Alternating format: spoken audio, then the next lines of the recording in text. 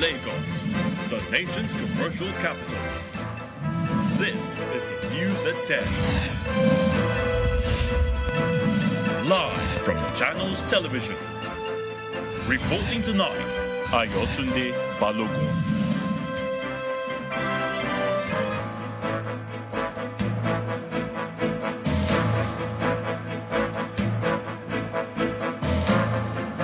Hello and welcome. Tonight, shock and excitement in Kano as the State Governorship Election Petition Tribunal sacks Governor Abba Yusuf of the NNPP, declares Nasir Gawuna of the APC winner of the March 18th poll.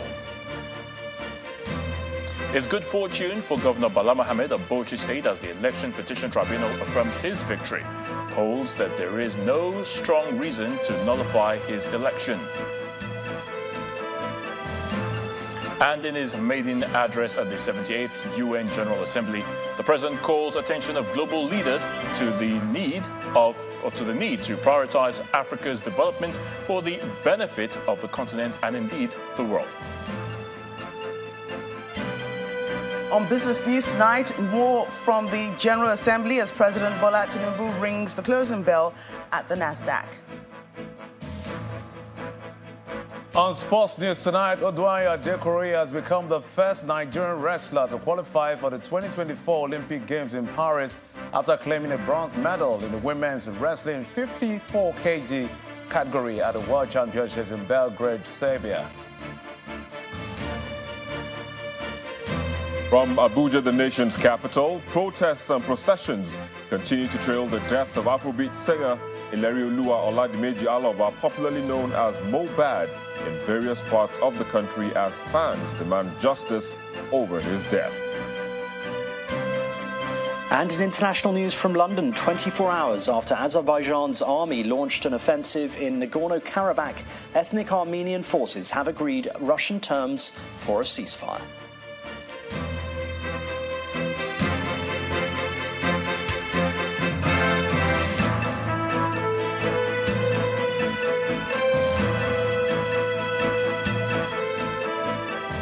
The judiciary is top on the news with two major verdicts delivered today on the March 18th governorship election. We begin in Kano, where the State Election Petition Tribunal today sacked Governor Abba Yusuf of the New Nigeria People's Party, NNPP, and declared the candidate of the All Progressives Congress, APC, Nasir Gawuna, winner of the March 18th governorship poll. Now, the three-man panel of judges led by Justice Oluyemi Osadebe gave their verdict virtually and also ordered INEC to withdraw the certificate of return issued to Governor Yusuf and present same to Gawuna. Our correspondent Sadiq Ilyasu reports. The Kano Governorship Election Petition Tribunal has rendered its final judgment. Can you please go down? Only 50 individuals, including court staff, counsels to the parties involved in the petition, and a few journalists were permitted inside the courtroom. The three-man panel delivered the judgment virtually. In the judgment, Justice Oluyemi Osadebe ruled for the withdrawal of Governor Yusuf's certificates of return previously granted by INEC and mandated a certificate of return for Mr. Nasir Gawuna of the All Progressives Congress. The court invalidated 165,663 votes of Governor Yusuf, citing unstamped or unsigned ballot papers as the reason for declaring them invalid. Clearly, we have demonstrated it by bringing in invalid ballot papers, 165,000 of the ballot papers, and the court went through these ballot papers one after the other and confirmed that these ballot papers were not signed, stamped, and dated. And the law says it shall be signed, stamped, and dated. So all these three must be there. Council of New Nigeria People's Party votes to appeal the tribunal's judgment. Declare the candidate of the petitioner as a winner of the election, even though it's not a party to the matter. There are so many things in the matter, but the tribunal has said its own. We are going to consult our client, and then I can assure you that we are going to appeal against this decision, and I can assure you that this decision will not stand at the Court of Appeal, because the law is very, very clear that the tribunal cannot enter as a witness in the matter. The ruling comes about 6 months after the APC candidate lost the election to Governor Yusuf in the wake of INEC's presentation of the certificate of return to the NNPP candidate. Sadiq Ilyasu, Channels Television News.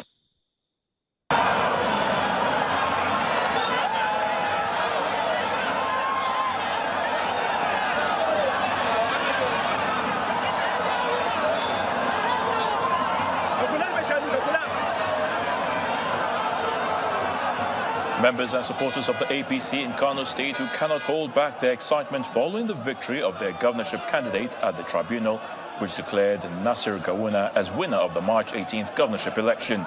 The APC supporters took over parts of the roads of the ancient city's commercial nerve center, shouting, singing, dancing, and praying in celebration of the victory. Prior to the tribunal's highly anticipated verdict, these supporters, just like their counterparts in the state's ruling party, were all optimistic of victory and the celebrations. Meanwhile, the Kano State government has declared a 24-hour curfew in the state to forestall any breakdown of law and order.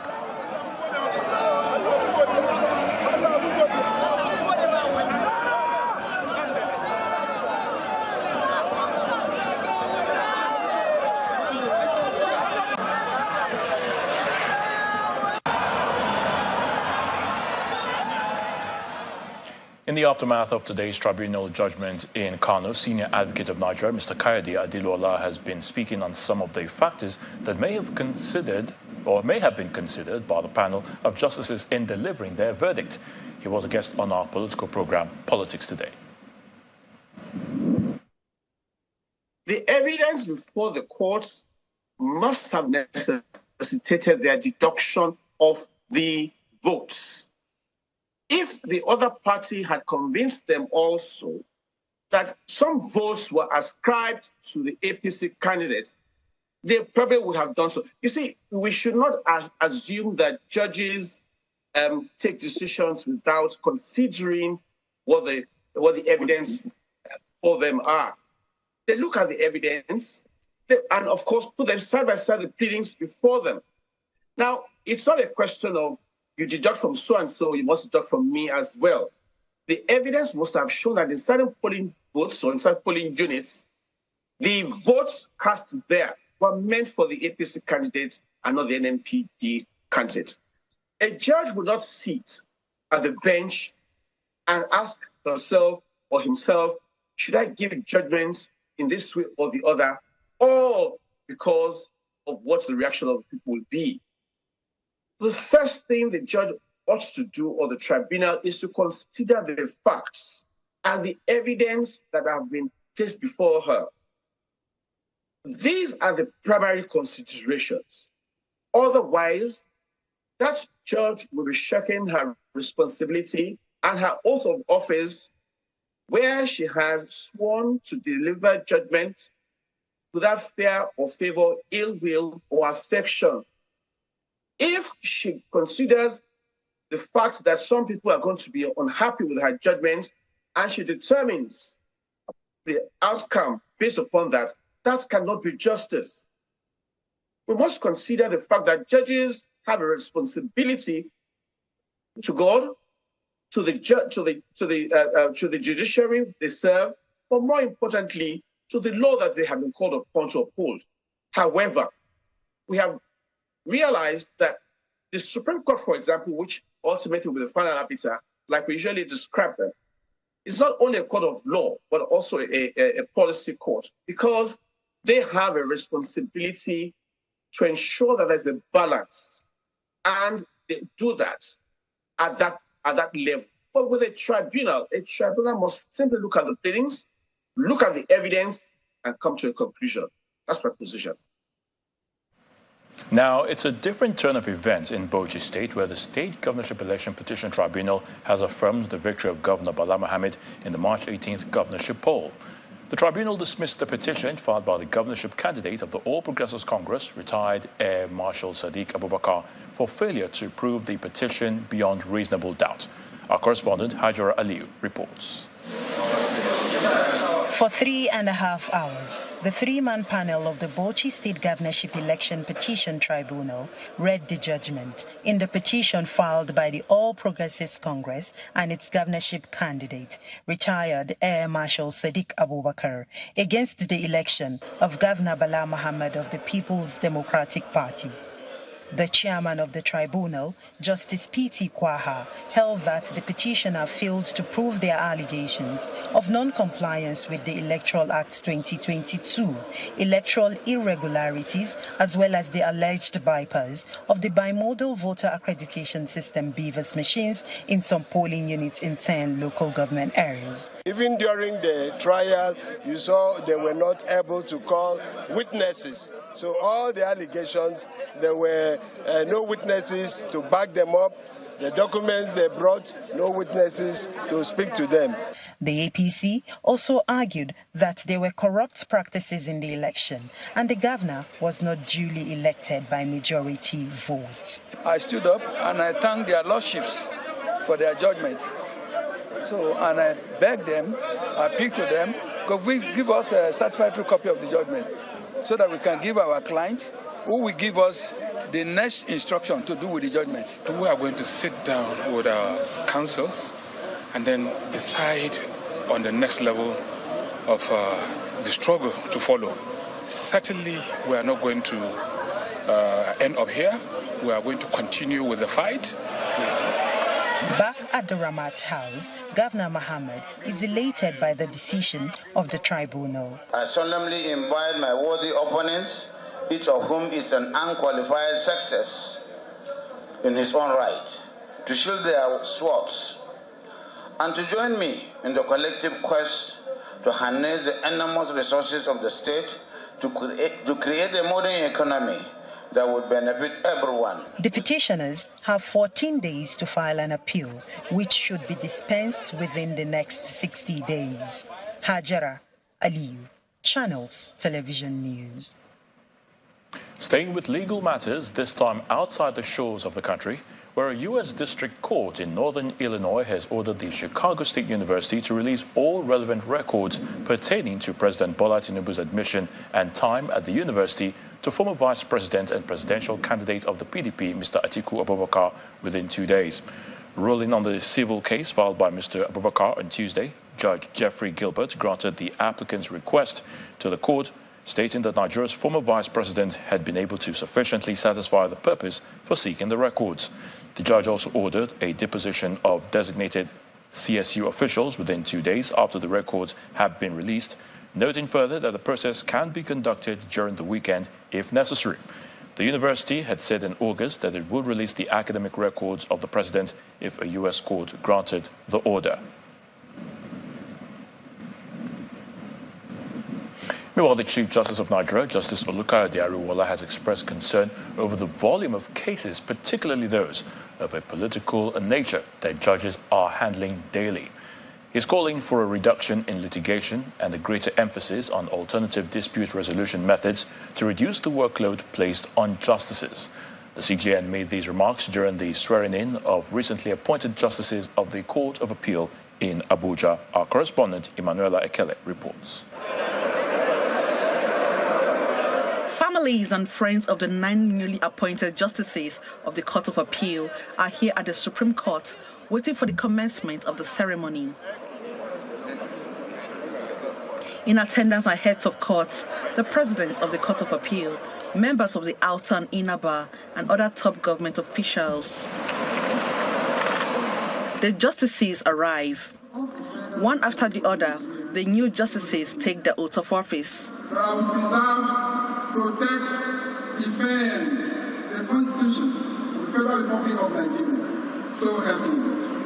The Chief Justice of Nigeria thereafter advises them to uphold their reputation and flee from temptations which may likely come with juicy gifts. Many high-profile cases will definitely come to you on appeal, and they may likely come in some juicy and irresistible gifts that are often intended to dent your reputation and integrity.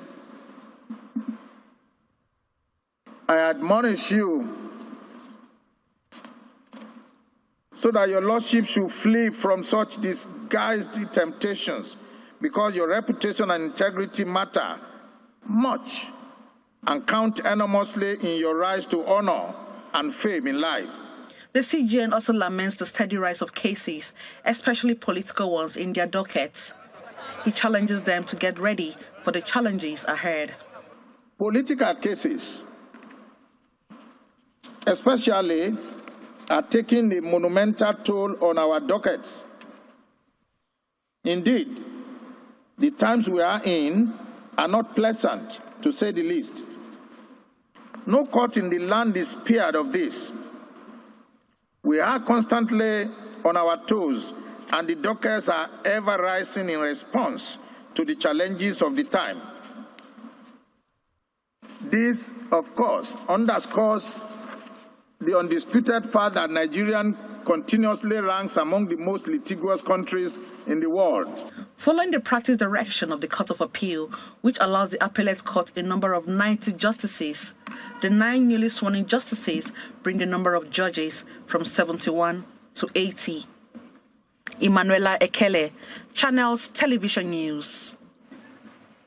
In part 2, after the break, the president calls attention of global leaders to the need to prioritize Africa's development in his maiden address at the 78th UN General Assembly in New York. Please join us again.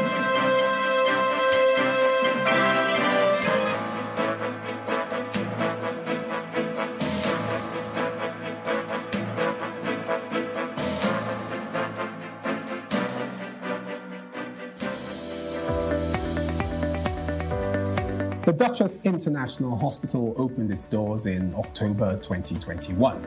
The mission of the hospital is to reverse medical tourism. We take particular care here at the Duchess to bring together a combination of the brightest and the best locally, as well as Nigerians in the diaspora who are interested in returning to do very good work for the benefit of our patients here in this country. The good thing is that we have all international expertise here, all international facilities here, international people working here. Everything is coming together in a space which was considered not great in terms of the availability of healthcare. Access Bank, of course, has been able to provide us with a robust range of products and services that has enabled us to deliver that standard and quality of healthcare that is integral to our mission as an organization.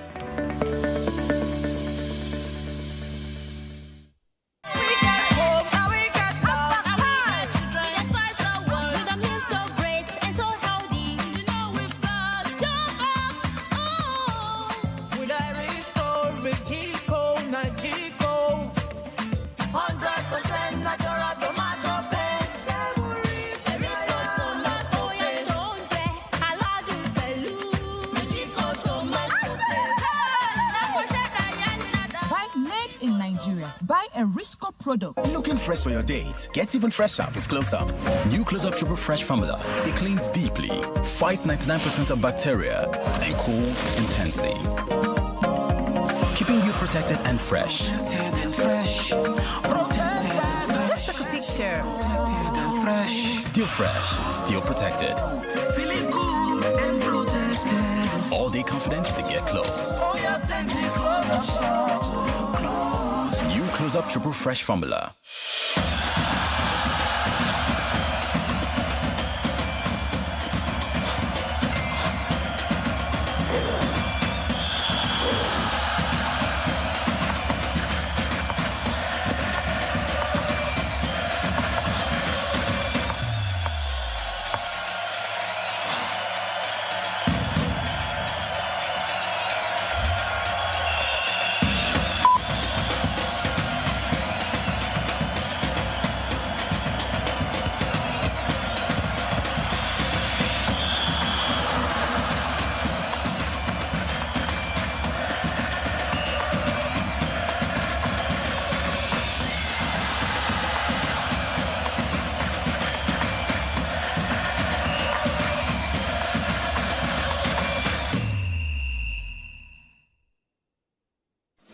Nivea Perfect and Radiant Body Lotion to reveal your skin's natural radiance. The same unique formula enriched with berry extracts, even tone complex, and UV filters. to reduce dark spots and even out your skin tone. For radiant and even toned skin, say hello again to Nivea Perfect and Radiant Body Lotion. Try the full Nivea Perfect and Radiant range to unlock your most radiant self.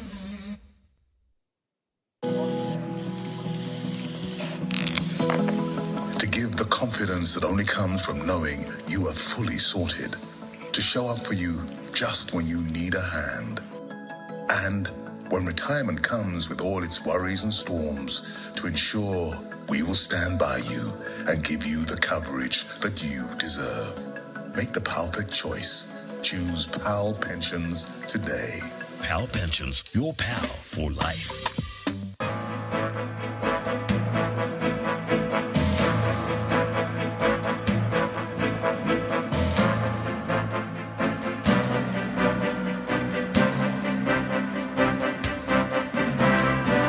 Welcome back. If you've just joined us, you're watching the news at 10, coming to you live from Channels Television. A reminder of our top stories. Shock and excitement in Kano as the State Governorship Election Petition Tribunal sacks Governor Abba Yusuf of the NNPP, declares Nasir Gawuna of the APC winner of the March 18th poll. It's good fortune for Governor Bala Mohammed of Boji State as the Election Petition Tribunal affirms his victory, holds that there is no strong reason to nullify his election. In his maiden address at the 78th UN General Assembly, the President calls attention of global leaders to the need to prioritize Africa's development for the benefit of the continent and the world. And 24 hours after Azerbaijan's army launched an offensive in Nagorno-Karabakh, ethnic Armenian forces agree Russian terms for a ceasefire.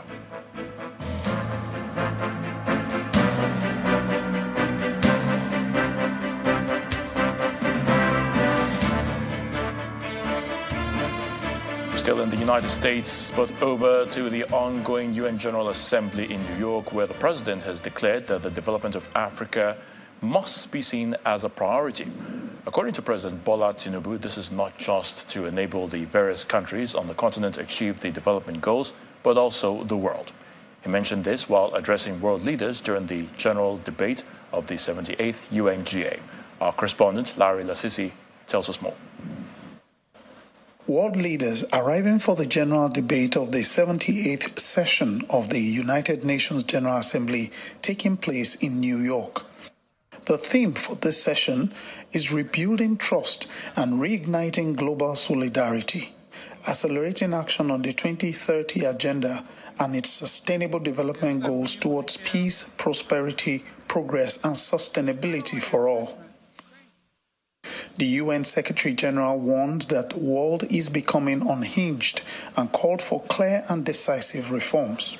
We are inching ever closer to a great fracture in economic and financial systems and trade relations, one that threatens a single open internet with diverging strategies on technology and artificial intelligence and potentially clashing security frameworks.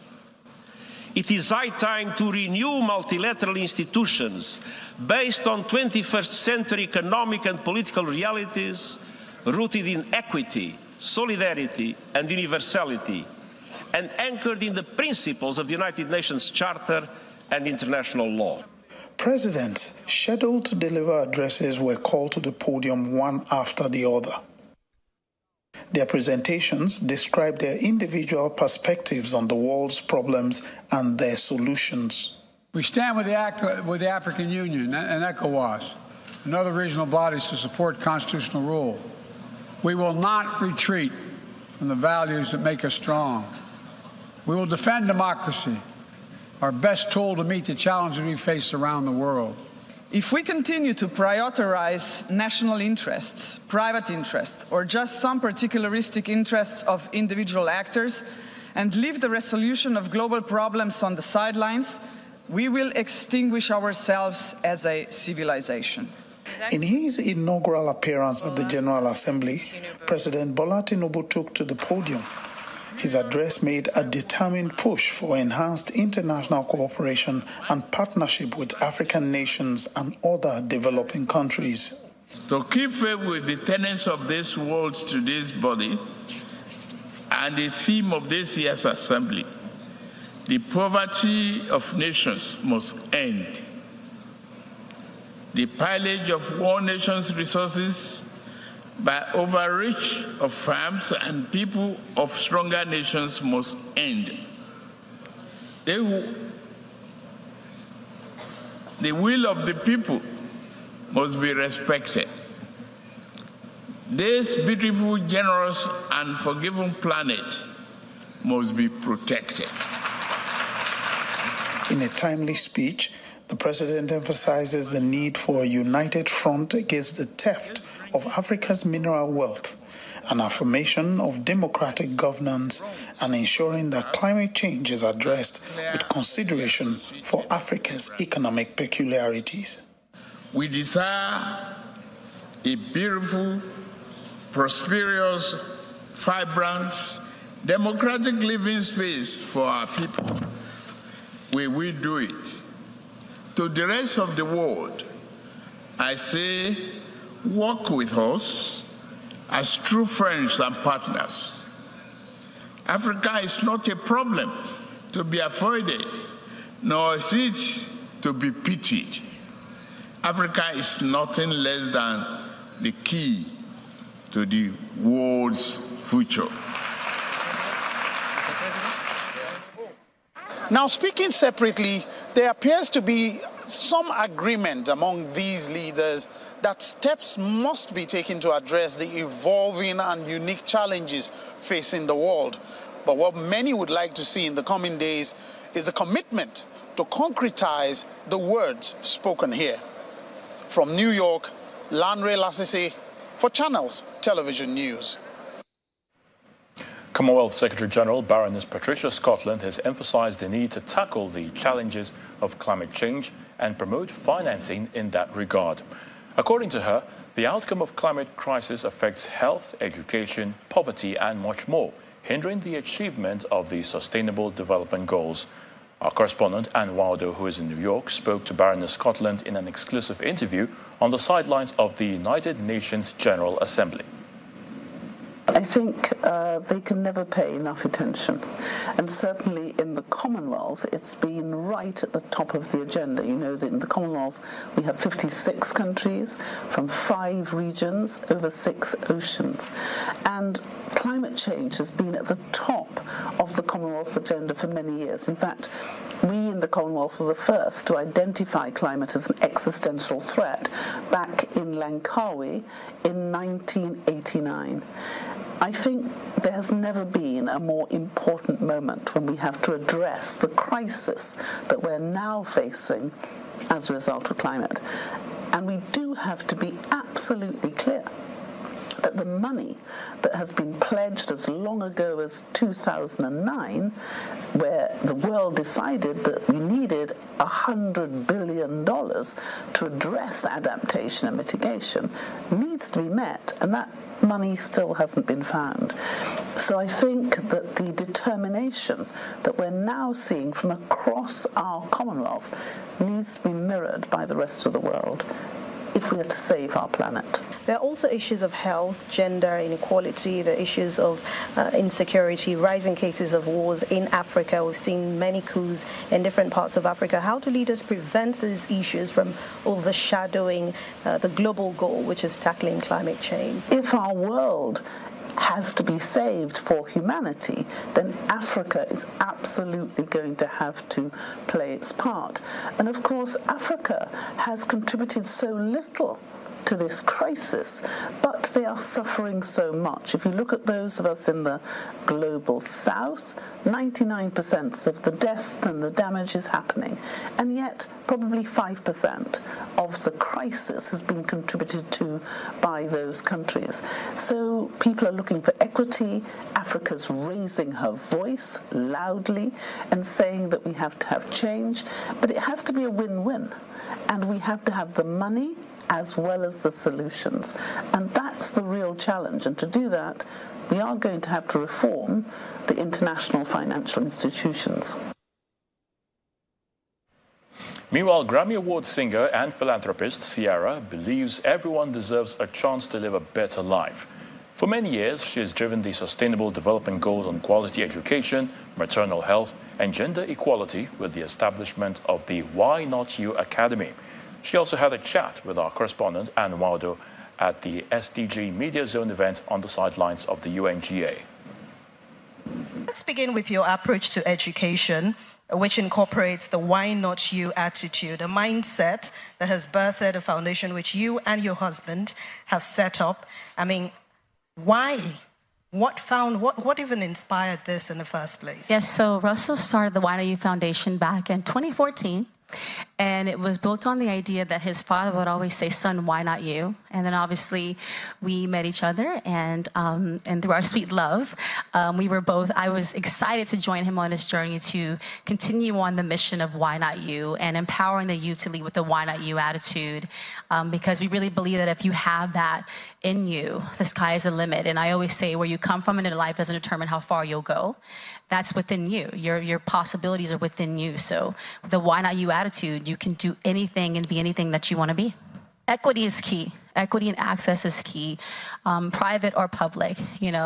What's been amazing, and if I'm understanding your question correctly, is that, I think about my sister-in-law who went to a private school at one point in time in her life, and then also went to a public school, and both were great schools.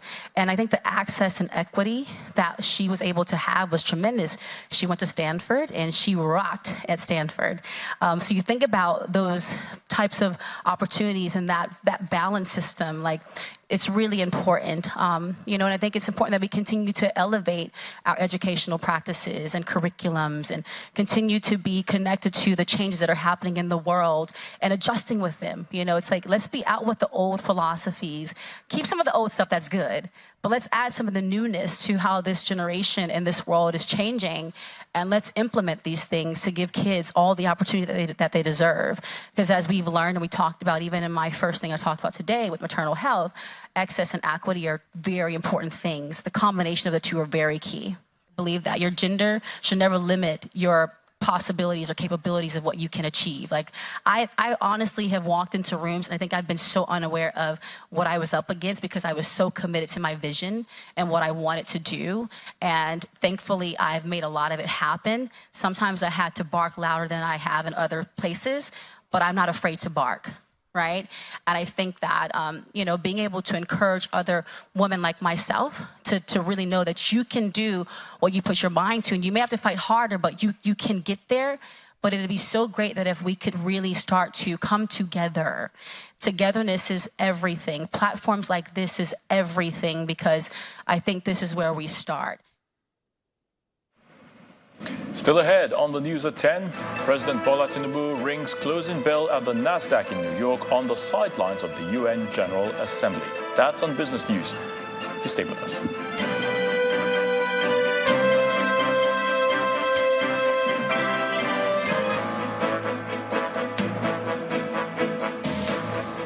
First Money is Nigeria's biggest and most preferred agent banking network. Thanks to First Money, millions of people are living their dreams. Meet some First Money agents who are driving this. First Money is the best POS that we use in my area. I started with one container beside me. This is my main branch. I have up to 7 branches. With First Money, I've been able to employ 6 staffs, which 5 are female. So I see First Money as a business to employ and also to empower ladies. Through First Money, over 1 million people across Nigeria have their financial services needs met daily. In all the accessible local government areas, you are bound to find First Money agents. With First Money, we're bringing financial inclusion and the many benefits that come with it. You first, First Bank.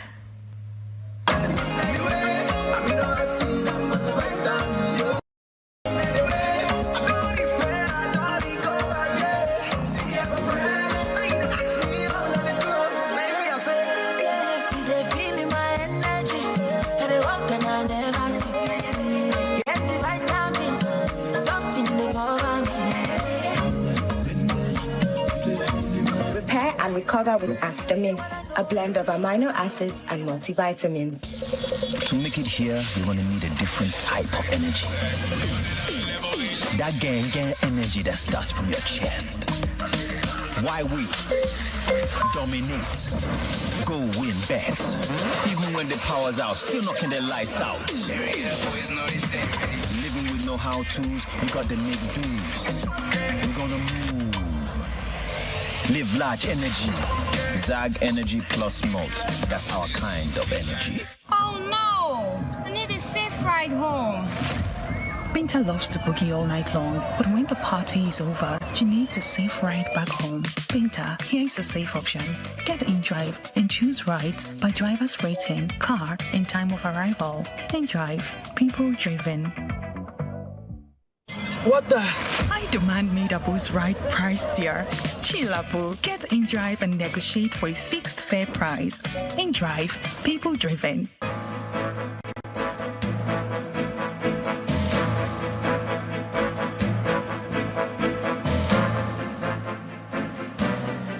Welcome back. You're still watching the news at 10. Let's head to the nation's capital now. And Victor Matthias is standing by for the very latest at our Boji studios. Hello, Victor.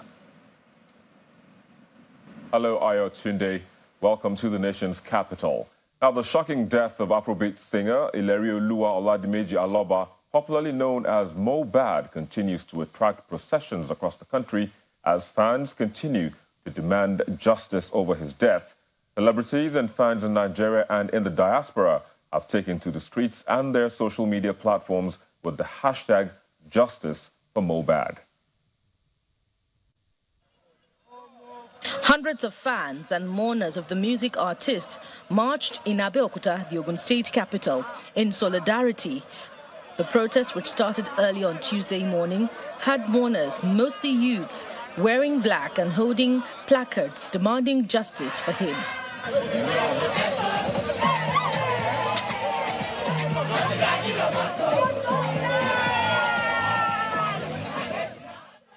Similar demonstrations have been carried out in Lekki, Kogi, Kwara, Benin and other parts of Nigeria, including Delta State, where youths gathered at the Efrun roundabout on Monday to demand justice for the artist.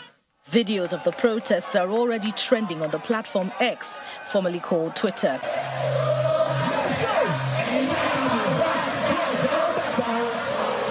American rapper Lil Durk also pays tribute to Mohbad on his Instagram page, stating, "R.I.P. Mohbad, aka Imole, the voice."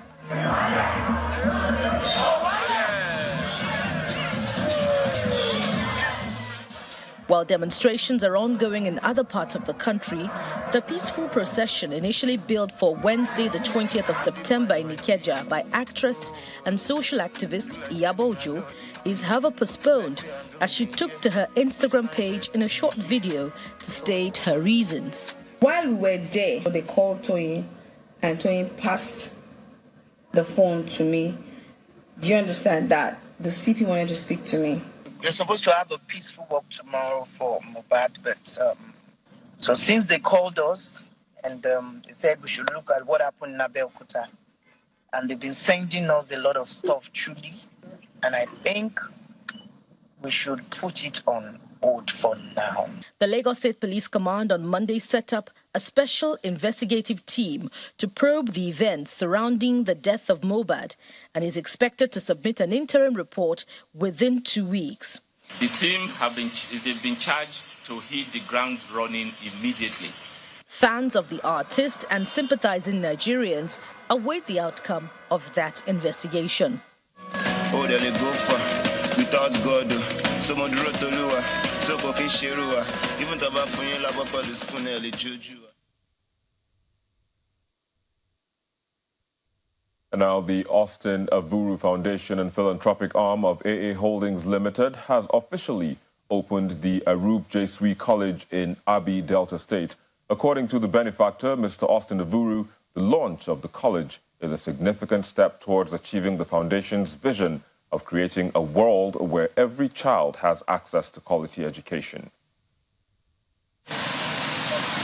All roads lead to Abi in Ndokwa West local government area of Delta State to mark the completion and opening of the newly constructed Arupe Jesuit College campus, Abi. Expectedly, The day opens with a Thanksgiving Mass to show gratitude to God for the successful completion of the project. The presiding cleric speaks on its importance. After 9 years of studies in biblical studies at the Great Fordham University, Bronx, New York, which is one of the foremost Jesuit universities in the New York area, they have contributed immensely to the human race in terms of education. Conceptualized in 2018, this top-class secondary school is a visionary project which now seeks to provide top-tier educational opportunities to children in Abi, Delta State, and beyond. Eventually, in 2019, the Austin Avuru Foundation approached the leadership of the Jesuits of the Northwest Africa province, offering to build a primary and secondary school that will cater to the educational needs of young men and women.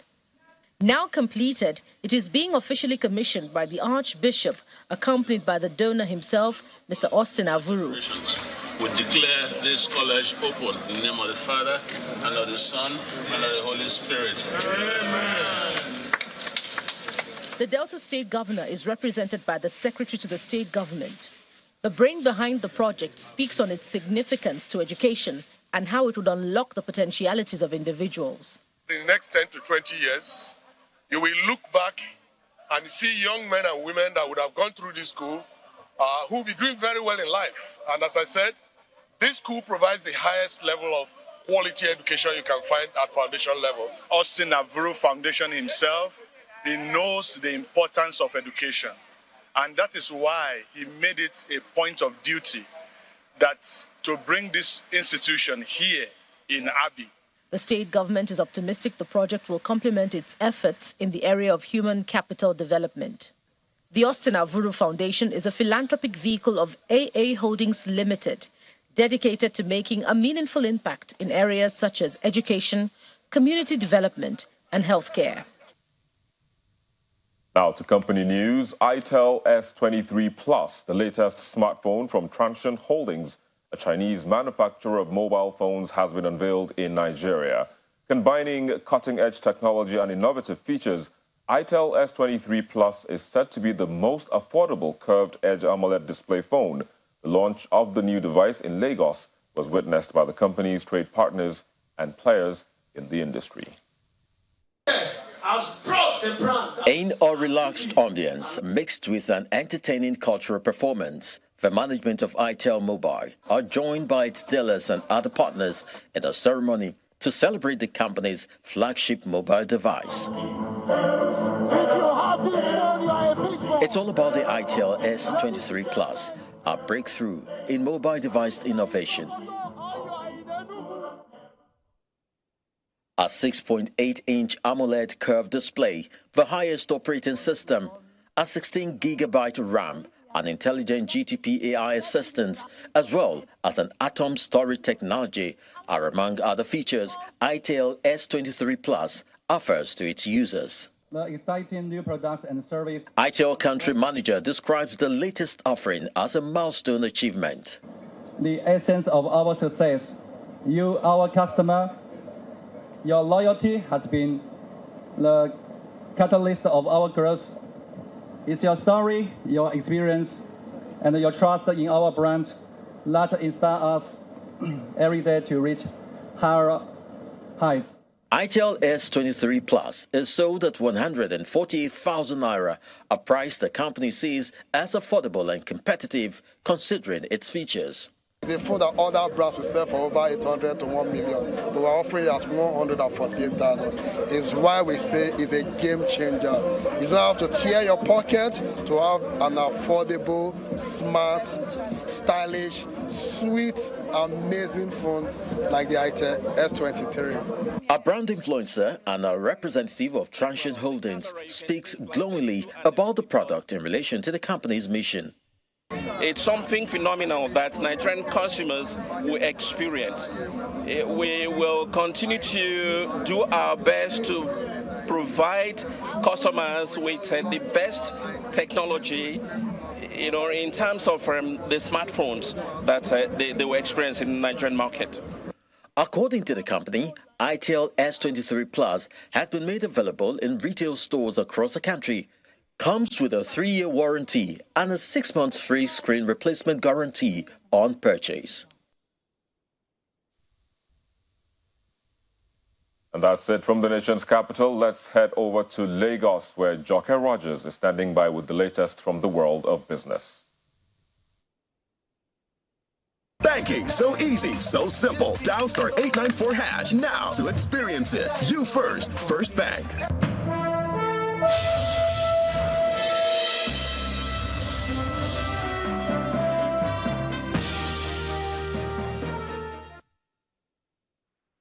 Thanks, Victor. Welcome to Business News on the News at 10.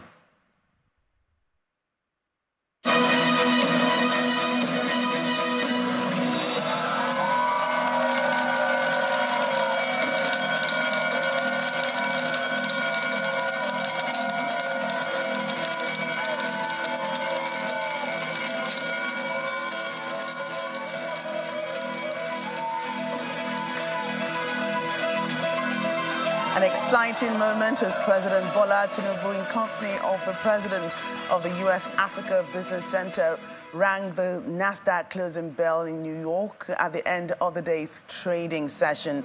During the symbolic event on the sidelines of the UN General Assembly, President Tinubu called on U.S. investors to explore opportunities in Nigeria as he reassures them that all bottlenecks have been removed to provide a favorable business environment.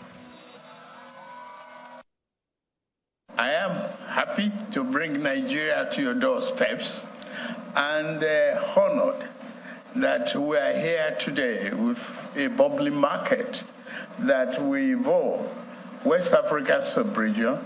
The greatest economy is Nigeria. There's an immense opportunity in Nigeria that you can without. There are a lot of bottlenecks with clear the oil subsidy that is corrupt, and we have also retooled the exchange rate to a reliable, dependable, one-figure floating of the exchange naira. You are free to take in your money and bring out your money. I count on you to invest in Nigeria. Be confident in that.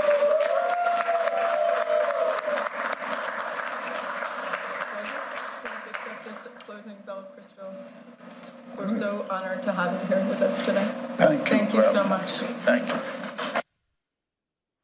President Bola Tinubu wooing more investors in New York. Well, following Nigeria's ranking as an operator of the most expensive airports in Africa by the International Air Transport Association, the group's regional vice president for Africa and Middle East, Kamil Al-Awadi, is concerned that the high rate interest rate at over 25% is killing the carriers and preventing them from competing with their counterparts in other parts of the world. Speaking to Channels Television on possible solutions for the Nigerian aviation industry, he appealed to the federal government to create a conducive environment for airline to thrive, as high operating costs may lead to stagnancy.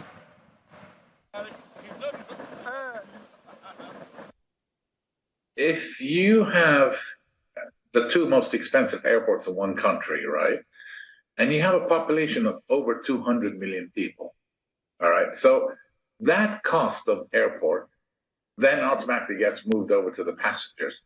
Because the airports are so expensive, there's less people, less Nigerians traveling, right?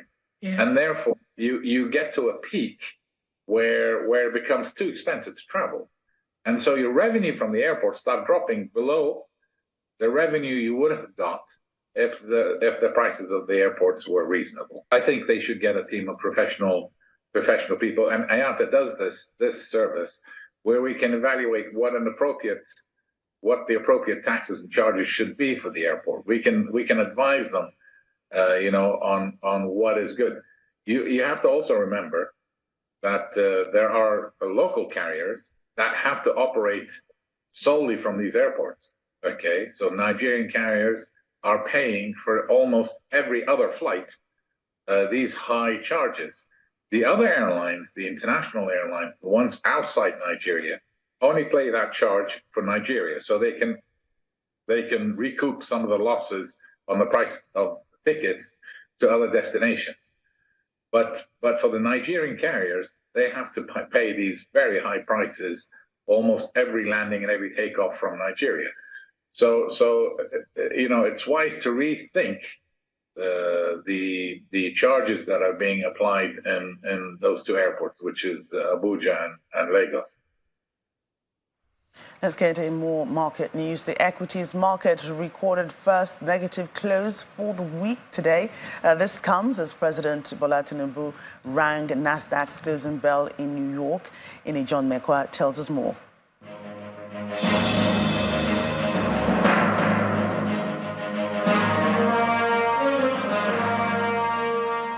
Thank you so much, Jacquet. Good evening, everyone. Welcome to the Stock Market Report. Well, it's the first negative. I shouldn't be smiling, I guess, because it's the first negative trade at the NGX this week as investors told the path of profit-taking, but just about 13 billion naira was shaved off the market. So week on week, it's still positive. It was a marginal drop, 0.03% at 68,335.72, and the market cap still safe at 37 trillion naira. Now, O&O has been positive all through the week. Its positive sentiment spread to the counter today. It closed after it moved almost 1.6, that's there, 1.59 billion into the market, and then we see it topping the trade. Access Commonwealth had more profit taking, and so we see 563 million was removed from all of that from profit taking. United Cap also followed suit, and of course all of this is captured in the counters. If we see what's happening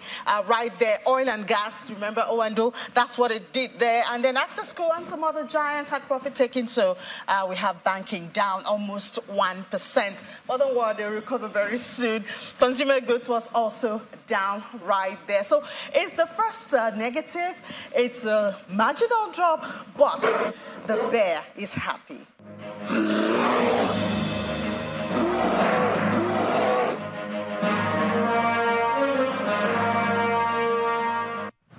Thank you, Ini. Let's see the closing numbers for other major equities.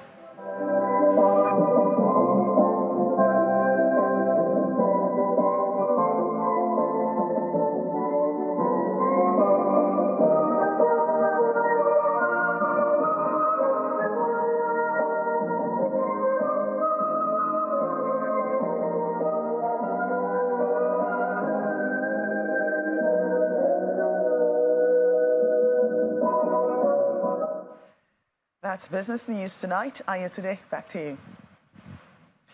Banking so easy, so simple. Dial *894# now to experience it. You first, First Bank. Many thanks, Jockey. British monarch King Charles and Queen Camilla have arrived in France for their start of a 3-day state visit. Earlier, they attended a ceremony with President Emmanuel Macron. Simon Pusey has more international news in Around the World in 5. Good evening and welcome to the channel's studios here in London with your international news around the world in 5. 24 hours after Azerbaijan's army launched an offensive in Nagorno-Karabakh, ethnic Armenian forces have agreed Russian terms for a ceasefire.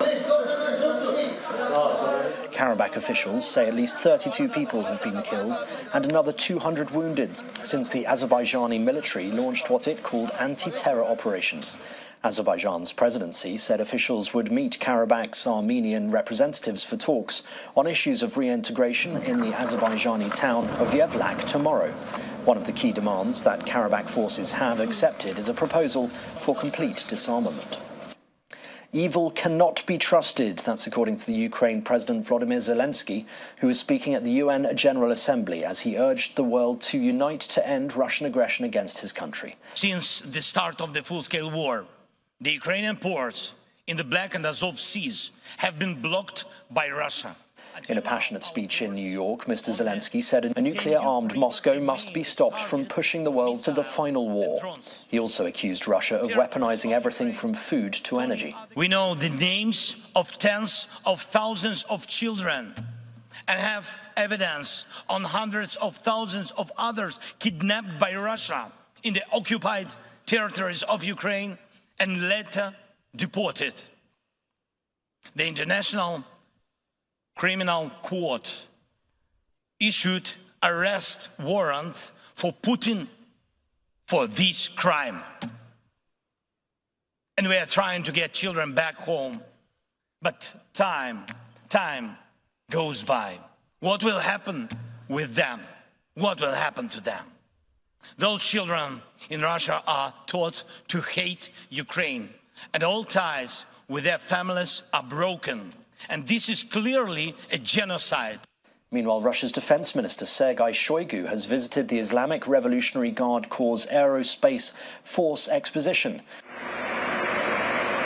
The Revolutionary Guard's Aerospace Force, Amirali Hajizadeh, gave Shoigu a tour around the exposition, showing Russian Defense Minister Iranian-made drones, missiles and air defense systems.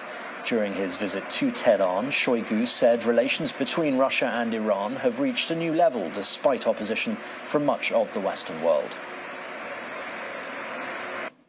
Most of the Spain team have agreed to end their boycott. That's according to the Secretary of State for Sports, Victor Francos.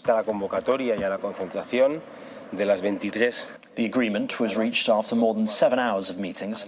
Francos said the Spanish Football Federation had committed to immediate and profound changes.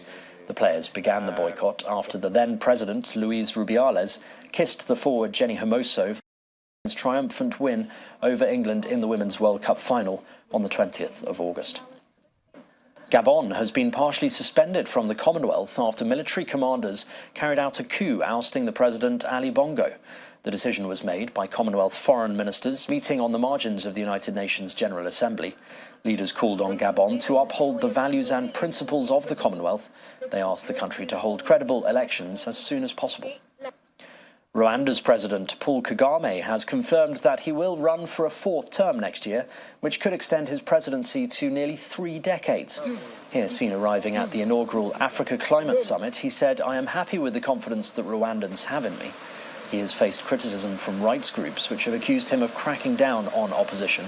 Mr. Kagame won the last presidential election in 2017 with nearly 99% of the vote.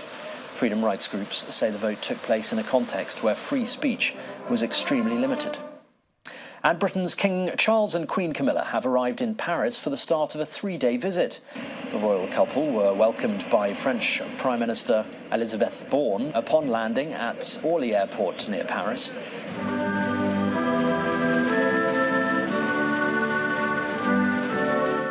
During the trip, King Charles and French President Emmanuel Macron will hope to build on personal bonds to help turn the page on years of rocky relations between the two neighbouring countries. The King and Queen started their visit with a ceremony at the Arc de Triomphe. And that's your international news around the world in 5. Now back to the Channel studios in Lagos. Thanks, Simon. Let's begin with the exciting news that Commonwealth Games gold medalist Odunayo Adekunle has become the first Nigerian wrestler to qualify for the 2024 Olympic Games in Paris after winning the bronze medal in the women's wrestling 57 kg category at the World Championships in Belgrade. She defeated her opponent, Elvira Kamalogo, 9-5 in the third place fight. And this will be Adekunle's third consecutive Olympic Games so far. And away from that, Jude Bellingham rescued Real Madrid with a 94th-minute strike to end the Spanish Giants a 1-0 win over Champions League debutant Union Berlin. The 14-time champions were thwarted at every turn with their stubborn German opponents, who were only promoted to the Bundesliga just 4 years ago.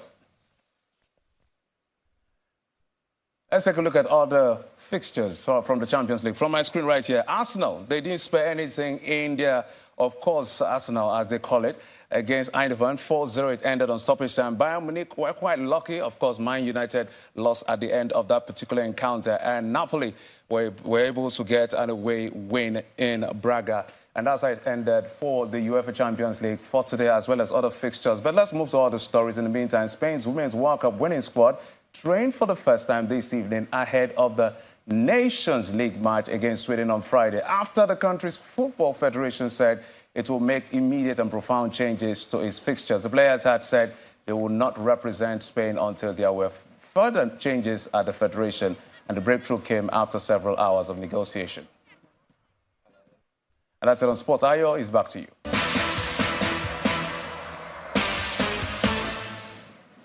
Many thanks, Jeffrey. And the main news again. There was shock and excitement across Kano State today as the governorship election petition tribunal sacked Governor Abba Yusuf of the NNPP and declared Nasir Gawuna of the APC winner of the March 18th poll.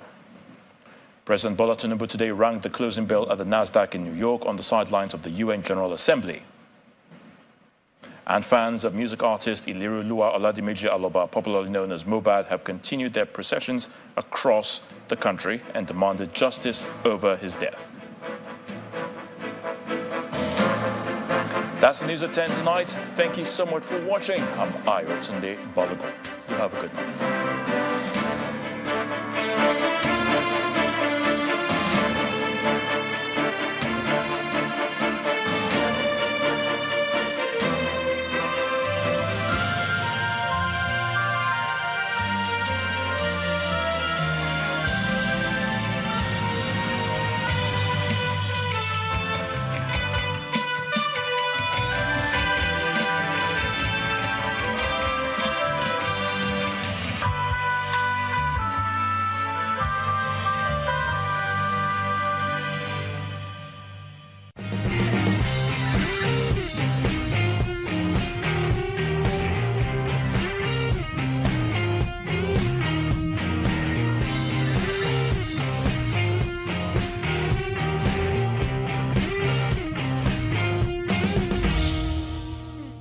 Hello and welcome to Kaleidoscope on Channels Television. I'm Anne Nwawadu. On the program today, we have a chat with the DG and CEO of the Nigerian Maritime Administration and Safety Agency on the organization's efforts on sustainability.